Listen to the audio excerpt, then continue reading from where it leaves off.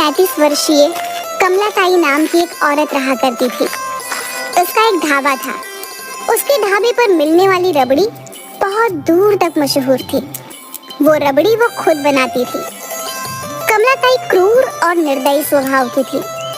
वह गांव में ब्याज पर पैसे उठाने के काम भी करती थी। इस काम के लिए उसने कुछ गुंडे भी पाल रखे थे। एक दिन गांव का सरपंच चतुर सिंह कमलाताई की रबड़ी खाने के लिए आया। कैसी हो कमलाताई? मैं तो हमेशा अच्छी होती हूँ चतुर सिंह जी। आप बताइए, सुबह सुबह आज आपको मेरी दुकान कैसे याद आ गई? क्या बताऊं कमलाताई, कल शाम को तुम्हारी दुकान की रबड़ी खाकर घर जाकर सो गया। पेट तो भर गया था, लेकिन अंदर से मन नहीं भरा। पूरी रात सपने में तुम्हारी रबड़ी ही आती रही।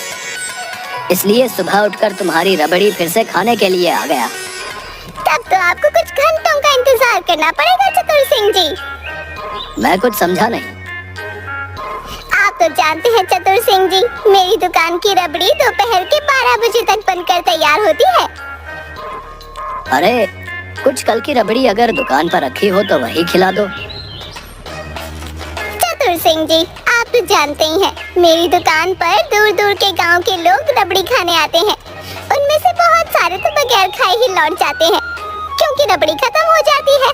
तो कल की रबड़ी बचने का तो कोई सवाल ही नहीं उठता। और वैसे भी अपने गांव में आपके अलावा सिर्फ इक्का दुक्का लोग ही मेरी दुकान पर आते हैं, वरना मेरी दुकान तो बाहर के गांव के ग्राहकों से चलती है।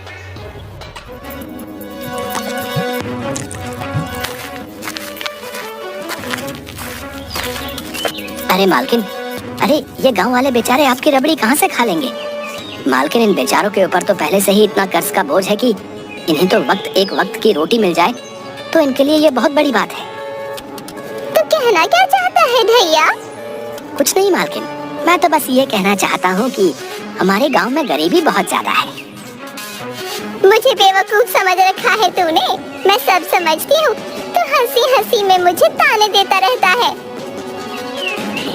अरे ढैया पर क्यों भड़क रही हो कमलाताई? वो बेचारा कुछ गलत थोड़ी ही ना बोल रहा है। हम सब जानते हैं कि पूरा गांव तुम्हारा कर्जदार है। उन बेचारों की जमीन जायदाद खेत सब तुम्हारे पास गिरवी रखे हैं, और वो बेचारे जीवन में ना कभी सूद सहित तुम्हारे पैसे लौटा पाएंगे और ना वो अपनी संपत्ति छुड़ा पाएंगे, क्योंकि अगर तुम किसी को 500 रुपए सूद पर देती हो तो अगले महीने उसका सूद ही 5000 हो जाता है। लेने वाला तो बेचारा वैसे ही मर जाएगा। अरे तो मैं क्या इन सब गांव वालों को घर घर जाकर जबरदस्ती कर्जा देती हूँ क्या? वो मेरी दुकान पर खुद आते हैं पैसे मांगने के लिए। पैसे देने से पहले मैं उन्हें सब बता देती हूँ कि मैं सूद और लोगों से थोड़ा ज्यादा लगाती हूँ। इसके बावजूद भी अगर वो नहीं मानते तो उसमें मैं क्या करूँ? और तुम तो इतने भोले बन रहे हो चतुर सिंह, जैसे कि तुम तो राजा हरिश्चंद्र की संतान हो। मुझे सब पता है शहर में तुम कौन सा काला कारोबार करते हो। अरे कमलाताई, तुम तो मेरी बात का बुरा मान गई। मैं तो बस तुमसे ये कहना चाहता हूँ कि अपने गांव के लोगों पर थोड़ा सा तरस खा लिया करो।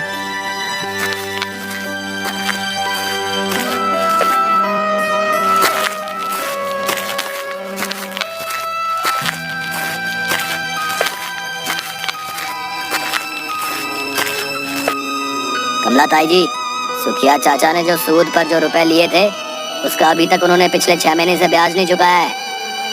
अरे पूरे 1 लाख रुपए लेकर गया था, जिसका ब्याज और असल मिलाकर पूरे 5 लाख रुपए है। जाओ जाकर पैसे लेकर आओ। हम दोनों सुखिया से पैसे ही मांगने गए थे, लेकिन आज उसकी बेटी की शादी है। उसकी पत्नी बहुत रो पीट रही थी, इसलिए मजबूरी में हम दोनों को वापस आना पड़ा। अरे मुस्टंडो, रोज मेरी 2-2 किलो रबड़ी खा जाते हो और 3-3 किलो पी जाते हो दूध। ये सब मैं तुम्हें मुफ्त का नहीं खिलाती पिलाती।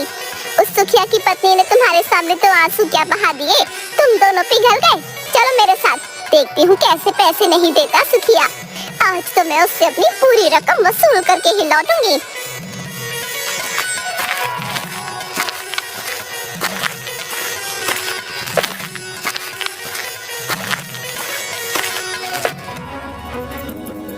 सुखिया, अरे ओ सुखिया, कहाँ मर गया तू?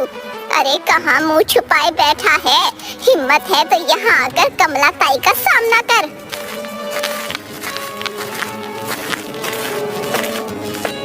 क्या रे सुखिया, भीमा और कालिया को तूने बगैर पैसे दिए ही लौटा दिया? कमला ताई जी, आज मेरी बेटी की शादी है। मुझे थोड़ी मोहलत और दे दीजिए, मैं आपके सारे पैसे सूद समेत वापस कर दूंगा। बस वही मैं तुझे नहीं दे सकती। तुझे जितनी मोहलत देनी थी मैंने दे दी। आज मैं अपने पूरे पैसे लेकर जाऊंगी। तेरे ऊपर मेरे पूरे 5 लाख रुपए निकल रहे हैं। चल जल्दी से निकाल मेरे पैसे। क्या 5 लाख रुपए? लेकिन आपने तो कहा था कि मेरे ऊपर सिर्फ 2 लाख रुपए निकल रहे हैं। अरे वो तब कहा था जब तू समय पर पैसे दे देता, लेकिन तू अपने वादे से पूरे 2 महीने लेट हो गया, तो उसकी ब्याज दुगनी लगेगी ना। ऐसा अत्याचार मेरे ऊपर मत कीजिए कमला ताई, मैं बर्बाद हो जाऊंगा। मुझे इससे क्या फर्क पड़ता है?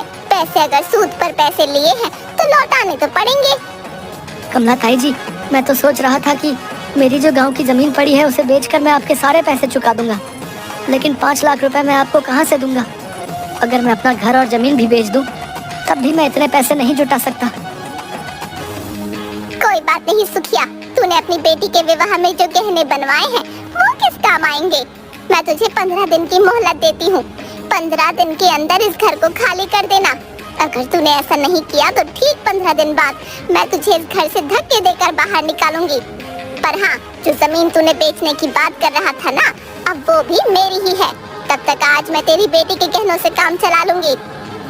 देखते क्या हो, घर का कोना कोना छान मारो। इसने अपनी बेटी के विवाह के लिए जो गहने बनवाए हैं उठाकर मेरी दुकान पर ले आना। इतना कहकर कमला ताई वहाँ से चली गई। सुखिया बेचारा भीमा और कालिया के सामने हाथ जोड़ता रह गया। उन दोनों ने सुखिया की एक भी नहीं सुनी। वो सुखिया की बेटी के विवाह के गहने जबरदस्ती लेकर वहाँ से चले गए। सारा गांव सुखिया के घर पर इकट्ठा हो गया। सुखिया की पत्नी निर्मला रोते हुए बोली, हे भगवान, ये कैसा अन्याय है। आज मेरी बेटी की शादी थी और आज ही के दिन वो कमला ताई मेरी बेटी के गहने छीन कर ले गई। मेरी बेटी से विवाह कौन करेगा? गांव वालों, जिस तरह से अन्याय करना एक पाप है, उसी तरह से किसी के ऊपर अन्याय होते हुए देखना भी एक पाप की श्रेणी में आता है। क्या तुम सबका ये कर्तव्य नहीं था कि तुम कमला ताई को ऐसा करने से रोकते? अगर ऐसा ही रहा तो वो दिन दूर नहीं जब सारा गांव कमला ताई का गुलाम बन जाएगा। बनता रह जाएगा नहीं सुखिया चाचा, बल्कि बन गया है। देखो इन चेहरों को, ये सिर्फ नाम के जीवित प्राणी हैं। मुझे तुझसे पूरी हमदर्दी है सुखिया, लेकिन तुझे कमला ताई से सूद पर पैसे लेने की आखिर ऐसी क्या जरूरत आ पड़ी थी? तुझे मैंने मना किया था, लेकिन तूने मेरे मना करने के बावजूद मेरी एक बात नहीं मानी और अंजाम तेरे सामने है। अरे मुझे तो पहले से ही पता था कि तेरे साथ कुछ ऐसा ही होगा। आप सही कहते हैं चतुर सिंह चाचा, लेकिन अब कमला ताई का कुछ ना कुछ तो करना पड़ेगा। उसका आतंक अब गांव में दिन ब दिन बढ़ता जा रहा है। अरे तू क्या कर लेगा रतन, गांव की पुलिस भी कमला ताई से मिली हुई है। टोंडे को महीने में अच्छी खासी रकम पहुंचाती है, इसलिए हम सब गांव वालों की कोई रिपोर्ट नहीं लिखता। अरे तो तुम किस काम के चतुर सिंह हो? सारे गांव वालों ने मिलकर तुम्हें अपना चतुर सिंह चुना है। जब तुम ही ऐसी बात करोगे तो फिर बाकी गांव वालों का क्या होगा?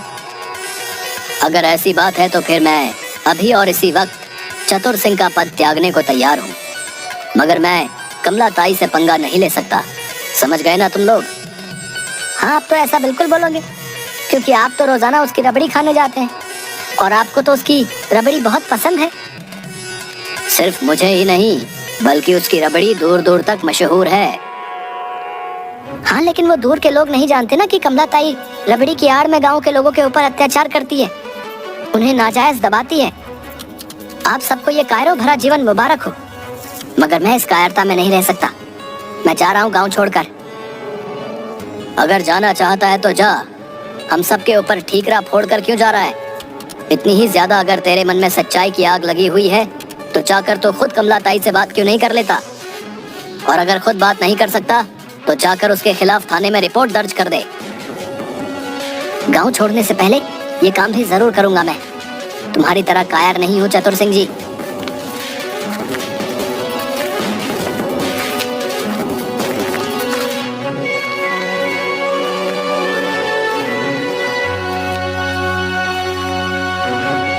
मुझे कमलाताई रबड़ी वाली के खिलाफ रिपोर्ट दर्ज करवानी है टोंडे साहब। अच्छा, क्या किया कमलाताई ने तेरे साथ? मेरे साथ नहीं, लेकिन गांव वालों के साथ जरूर किया है। कमलाताई रबड़ी बेचने की आड़ में गांव वालों को नाजायज दबाती है। उन्हें कम पैसे कर्ज पर देकर बहुत भारी ब्याज वसूलती है और ब्याज न दे पाने की सूरत में उनके मकान और उनकी जमीन पर कब्जा कर लेती है। तुझे शर्म नहीं आती है एक विधवा पर ऐसा इल्जाम लगाते हुए? एक तो उस बेचारी का पति 10 साल पहले मर चुका है, तब से वो बेचारी रबड़ी बेच बेच कर अपना धंधा कर रही है। सीधी तरह से यहाँ से निकल जा, वरना इतना मारूंगा कि सारी सच्चाई गिरी निकल जाएगी। निकल यहाँ से अब।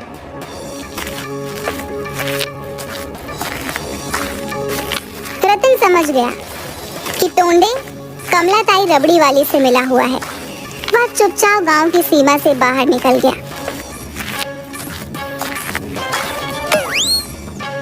माफ करना भाई, अंधेरे की वजह से मैं आपको देख नहीं पाया। कोई बात नहीं, वैसे तुम काफी चिंतित नजर आ रहे हो। सब कुछ ठीक तो है ना? मैं गांव छोड़कर जा रहा हूँ। गांव छोड़कर जा रहे हो? लेकिन क्यों? अब तुम्हें क्या बताऊं, तुम तो वैसे भी परदेसी गांव के लगते हो। तुम मुझे गांव की हर बात बता सकते हो रतन। तुम मेरा नाम कैसे जानते हो? मैं तुम्हें भी जानता हूँ और तुम्हारे माता पिता को भी जानता हूँ। ये बात अलग है कि जब मैंने तुम्हें आखिरी बार देखा था तब तुम 15 साल के थे, लेकिन आज तुम 25 साल के गबरू जवान हो चुके हो। मुझे आपकी आवाज पहली बार जानी पहचानी महसूस तो हुई थी। कौन है आप? वो सब छोड़ो, ये बताओ कि तुम गांव छोड़कर क्यों जाना चाहते हो? गांव में सब कुछ ठीक तो है ना?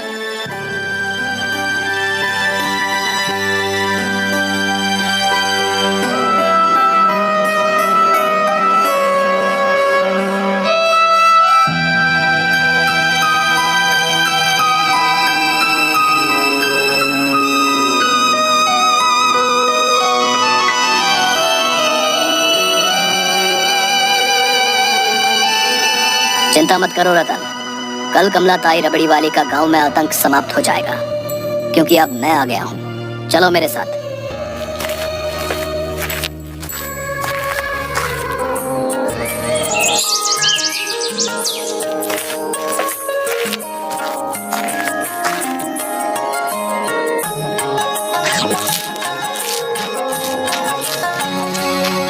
ये व्यक्ति इस गांव का तो नहीं लगता, लेकिन फिर भी पता नहीं क्यों इसकी शक्ल काफी जानी पहचानी महसूस होती है। अरे क्या खाक जानी पहचानी महसूस होती है? पूरे 2 किलो रबड़ी खा चुका है अब तक। लेकिन आपने एक बात पर गौर नहीं किया, ये व्यक्ति जब से यहाँ पर बैठा है तब से तो बाहर ग्राहकों की भीड़ और ज्यादा लगी हुई है। तो तू कहना क्या चाहता है? इस व्यक्ति के शुभ कदम से मेरे दुकान पर ग्राहकों की भीड़ लगी हुई है। अरे इसके जैसे पता नहीं कितने आते हैं कितने जाते हैं। इसकी शक्ल तो देख, कितना गंदा मालूम होता है। ऐसा लगता है इसने बरसों से अपनी दाढ़ी और बाल नहीं कटवाए। मुझे तो सोच सोच कर घबराहट हो रही है। पता नहीं इसके पास पैसे भी होंगे या नहीं। सही कह रही हो कमलाताई। वैसे अगर इसके पास पैसे नहीं निकले तो आप क्या करेंगी? मैं कुछ समझा नहीं।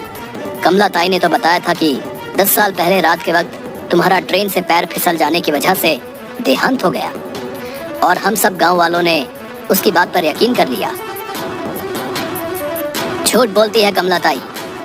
सच तो यह है कि ट्रेन में इसने मुझे धक्का दिया था, क्योंकि मेरी सारी जायदाद पर कब्जा करना चाहती थी। मुझसे पहले न जाने ये कितने लोगों को धोखा दे चुकी थी, लेकिन मुझे ट्रेन से धक्का देकर फिर ये इसी गांव में ही रहने लगी और इसने अपना धंधा बदल लिया। मेरे पैसों का गलत इस्तेमाल किया है कमलाताई ने। मेरी मेहनत की कमाई गांव वालों को कर्जे के रूप में देकर उनसे उनका सब कुछ छीन लेना। आजकल यही धंधा अपना रखा है इस कमलाताई ने। ये झूठ बोल रहे हैं। क्या सबूत है इसके पास कि मेरा पति है? कमलाताई झूठ ये नहीं, झूठ तुम बोल रही हो। ये रमेश ही है। भला क्या मैं रमेश को नहीं पहचानता? और सिर्फ मैं ही नहीं बल्कि सारा गांव पहचानता है। क्या सबूत है कि मैं इनको ट्रेन से धक्का देकर आई? अगर इनके पास सबूत है तो ये गांव के टोंडे के यहाँ जाकर रपट लिखवाकर मुझे गिरफ्तार करवा दें। मैं जानता हूँ कि टोंडे तुमसे मिला हुआ है, इसलिए मैं पहले से ही बंदोबस्त करके आया हूँ। तभी भीड़ में से कुछ पुलिस वाले निकलकर कमलाताई के सामने आकर खड़े हो गए। उन पुलिस वालों को देखकर कमलाताई बुरी तरह से डर गई और उसने अपना सारा जुर्म कबूल कर लिया। पुलिस ने कमलाताई को गिरफ्तार करके जेल में भेज दिया और रमेश खुशी खुशी गांव में रहने लगा। अब कमलाताई का आतंक गांव से समाप्त हो गया था।